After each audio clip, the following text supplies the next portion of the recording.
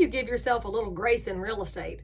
That was the question posed to me by one of my followers here on the interwebs, and it got me to thinking about what that actually means. It sounds to me that if somebody's asking for a little grace, they need somebody to give them a little space and a little forgiveness because maybe something did not go the way they planned. That's life, isn't it?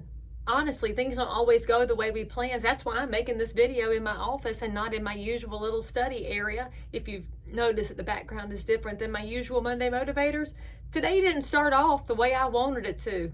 But hey, I'm still awake. May as well go get something done. And so when you acknowledge that things aren't always going to go as you planned, that's giving grace to yourself. So cut yourself a little bit of slack because you don't control any outcomes, frankly.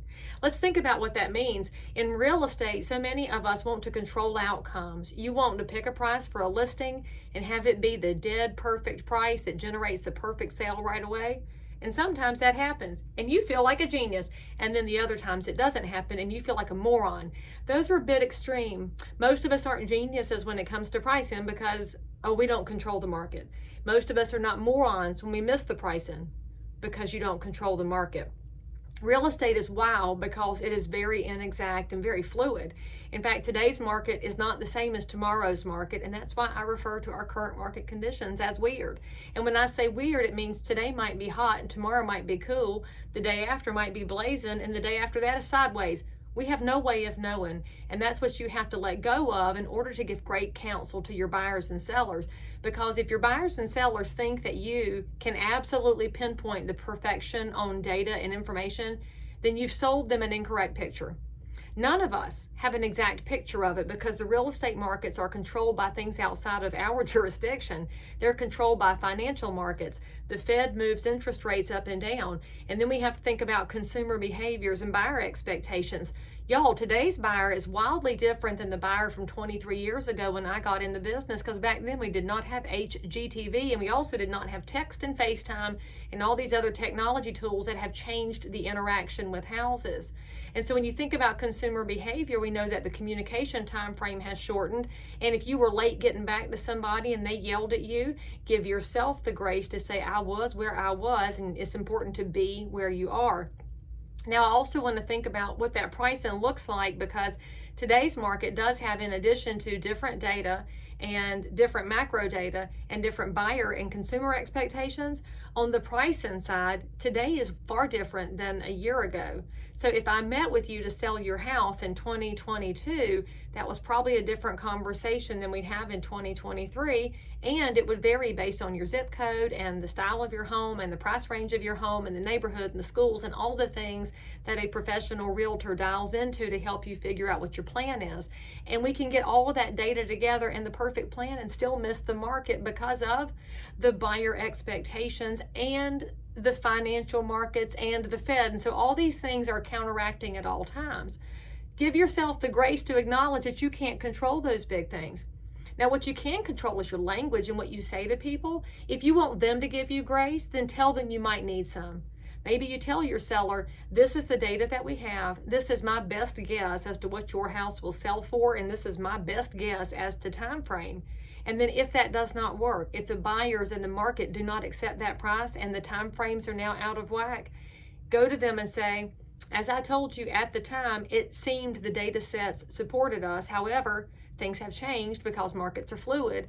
Let me show you a new data set. They're probably going to listen to you if you did not stick your 10 toes down the first time and declare that you knew everything. So when you ask other people for the freedom to watch things move, then they're going to give you a little grace. You don't have to be perfect. And then sometimes we get things wrong just because we get them wrong. And if you are the kind of person who accepts personal responsibility and accountability, for example, all of us in real estate know that the expensive mistakes are the only ones we make. Every good practicing realtor at some point has bought a stove, a refrigerator, a home warranty, a termite treatment, closing cost, a fence, all manner of things get purchased in real estate. One of the agents who used to work for me, who's still one of my favorite people, he came in the office one day and he was using some very salty language about curtain rods, and he was very upset about these curtain rods because he was going to have to pay for some curtain rods because they were a personal property / fixture issue, and it had come to fisticuffs. And then he had to give himself the grace to say, all right, It might not all be my mistake, but I will go ahead and own it so that they can get what they want, which is a completed transaction. And that's what it looks like to give yourself a little grace. All right, mistakes happen. We're going to fix it, and then we're going to move on. The other way you give yourself a little grace is rest.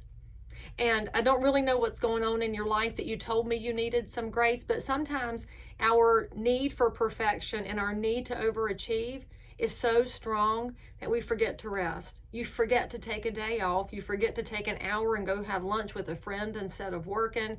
You forget to work out. You forget to give yourself space to breathe, to think, to be creative, and to grow, to read good books and to read the good book and talk to friends and work your way through problems. All of those things happen in a time of rest. They don't happen when you've got 18 things going on. So here's my suggestion to you. First of all, let people know that you may need some. Second of all, acknowledge that you do not control the universe. And third, give yourself some space to rest. Now I'm going to give you a little number 4 here too that will help you with the whole grace thing. Give a little yourself. Often the things that we need to receive will come to us when we give it out first. So if somebody wrongs you, breathe and don't say anything. Somebody cuts in front of you in traffic and you're ready to road rage, dial it back. Have a Zen moment. Somebody says something ugly to you, just remember they might have had the worst morning you've ever envisioned. So slow it down, think through it, and remember that most of all, that other human that's aggravating your nerves, that's a child of God too. And if he can make them and love them, then you can at least make an effort to keep your mouth shut. And what you have then given in the way of patience, kindness, silence, and grace, it's going to come back to you tenfold. And I know that doesn't sound like a real estate motivation moment, but if you've been in this business more than 5 minutes, you know exactly how important all of this is. So I'll just tell you from Concord here, I'll cut you a little grace if you cut me some. In fact, even if you don't cut me some, I'll cut it for you, because somebody's got to start it, and it may as well start with me and start with you. For more videos along this pathway, watch some of my other stuff, share it with a friend, and most importantly, hit the bell. I'll see you.